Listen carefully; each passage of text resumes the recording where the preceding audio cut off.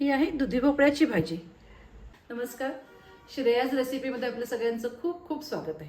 तुम्हाला माझे व्हिडिओ आवडत असतील तर माझ्या व्हिडिओला लाईक करा, जास्तीत जास्त शेअर करा, तसेच माझ्या चॅनलला सबस्क्राईब करा, बेल आयकॉन प्रेस करायला विसरू नका। आज मी तुम्हाला इथे मसाले न वापरता, डाळी न वापरता, खोबरं दाण्याचं कूट काही न वापरता, कुठलंही वाटण न वापरता दुधी भोपळ्याची साधी सरळ सिंपल पण टेस्टी भाजी कशी करायची हे दाखवते। तुम्हाला वाटेल की ह्याच्यात जर काही हे घातलं नाही तर ही भाजी टेस्टी कशी होईल, तर ह्याच्यात आपण फक्त एकच पदार्थ घालतोय, त्याच्यामुळे ही भाजी अतिशय टेस्टी होते। ज्यांना दुधी भोपळ्याची भाजी आवडत नाही ते सुद्धा ही भाजी आवडीने खातील, इतकी चविष्ट होते। दुधी भोपळ्याची भाजी करता इथे दुधी घेतलेला आहे।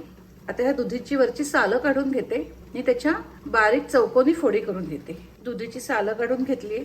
दुधी घेताना जून दुधी नाही घ्यायचा, तसं कोवळा दुधी घ्यायचा, त्याच्यामुळे भाजी पण अगदी छान होते। दुधीचे 3 भाग करून घेतलेले होते आणि आता ह्या एका भागाचे सुद्धा 3 भाग करून घ्यायचे, त्याच्यामुळे आपल्या फोडी एकसारख्या होतात। एकसारख्या फोडी करून घ्यायच्या की ते दिसायला पण छान दिसतात। हे बघा, अशा एकसारख्या फोडी करून घेतल्यात। दुधीची भाजी करताना आधी दुधीची एक बारीक फोड खाऊन बघायची, कडू असेल तर अजिबात दुधी घ्यायचा नाही। दुधी चिरून झाला की लगेच भाजी करायची, वेळ नाही घालवायचा, आता तो काळा पडतो, त्याच्यावर राप चढतो। इथे 2 हिरव्या मिरच्यांचे तुकडे करून घेतलेले आहेत। मी जरा मोठेच तुकडे केलेले आहेत, तुम्ही वाटून मिरची घातली तरी चालेल। आणि लसूण घेतलेली आहे, लसूणच्या 7-8 पाकळ्या घेतलेल्या आहेत। इथे खलबत्ता घेतलेला आहे, त्याच्यामध्ये आपल्याला पहिल्यांदा लसूण ठेचून घ्यायचे। लसूण ठेचून घेतली। आता दुधीची भाजी करूया। एक पॅन घेतलाय, पॅन मध्ये 3 चमचे तेल घेते। इथे मी तुम्हाला मसाले न घालता, खोबरं दाण्याचं कूट, डाळी काही न घालता साधी सोपी दुधीची भाजी दाखवते। तरी सुद्धा ही भाजी इतकी टेस्टी होते की तुम्ही परत परत घेऊन खाल, इतकी छान लागते ही भाजी। तेल जरा गरम झालं की ह्याच्यामध्ये हा ठेचलेला लसूण घालायचा। आधी लसूण तेलावर छान परतून घ्यायचा आणि मग मोहरी जिरा वगैरे फोडणीत घालायचं।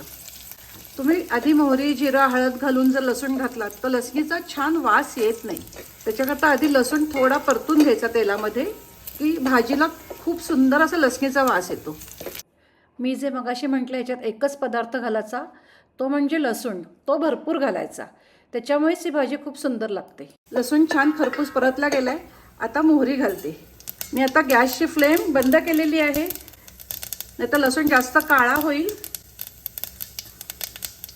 मोहरी जिरं हिंग सगळं घातलेलं आहे। हळद अगदी थोडीशी घालायची। तुम्ही हळद फोडणीत न घालता वर फोडींवर घातली तरी चालेल, त्यामुळे अजून रंग चांगला येईल। कढीपत्ता, हे आता ह्या दुधीच्या फोडी घालायच्या। मिरच्या, मी आता पुन्हा गॅस चालू केलाय, गॅसची फ्लेम लोच आहे। आता दुधीच्या फोडी घातल्यानंतर हे छान परतून घ्यायचं। आता ज्या खलबत्त्यात लसूण ठेचून घेतली होती, थोडंसं पाणी घातलेलं आहे ते ह्याच्यात घालते आणि आता आपल्याला हा दुधी वाफेवर शिजवून घ्यायचा आहे, त्याच्याकरता पाण्याचं झाकण ठेवायचं।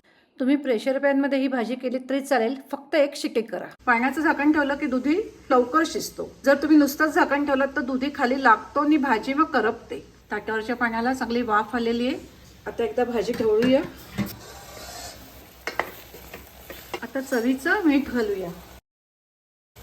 इथे आपण मसाले वगैरे काही वापरत नाही आहोत, त्यामुळे मीठ अगदी व्यवस्थित घालायचं। भाजी जरा शिजत आली की मीठ घालायचं।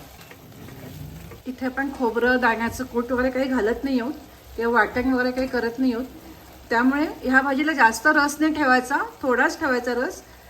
तरी सुद्धा इथं थोडंसं गरम पाणी मी ह्याच्यात घालते, ह्या थाळीवरच घालायचं असं। आता पुन्हा झाकण ठेवून ही भाजी चांगली शिजू दे। ही भाजी शिजायला जास्त वेळ लागत नाही। थोडी कोथिंबीर आत्ता घालायची, कोथिंबीरचा छान वास येतो भाजीला। कायम पाण्याचंच झाकण ठेवायचं। दुधी शिजला का बघूया, तोपर्यंत झाकण राहू दे असंच।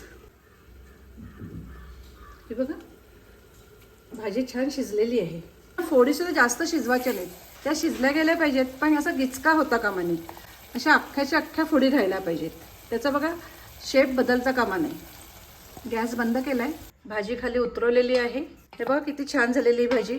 खूप रस नाहीये, ओलसर अशी भाजी आहे आणि अशीच भाजी हवी ही तरच छान लागते. तर अशी ही आपली कमी तेलातली, बिना मसाल्याची, खोबरं दाण्याचं कूट डाळी न वापरता केलेली तरीसुद्धा चविष्ट अशी दुधीची भाजी तयार आहे. दुधीला जो लसणीचा छान असा फ्लेवर येतो त्यामुळे ही भाजी अतिशय टेस्टी लागते. तुम्हाला आयत्या वेळी पटकन भाजी करायची असेल तेव्हा तुम्ही ह्या पद्धतीने दुधीची भाजी करा. सगळीजण आवडीने खातील.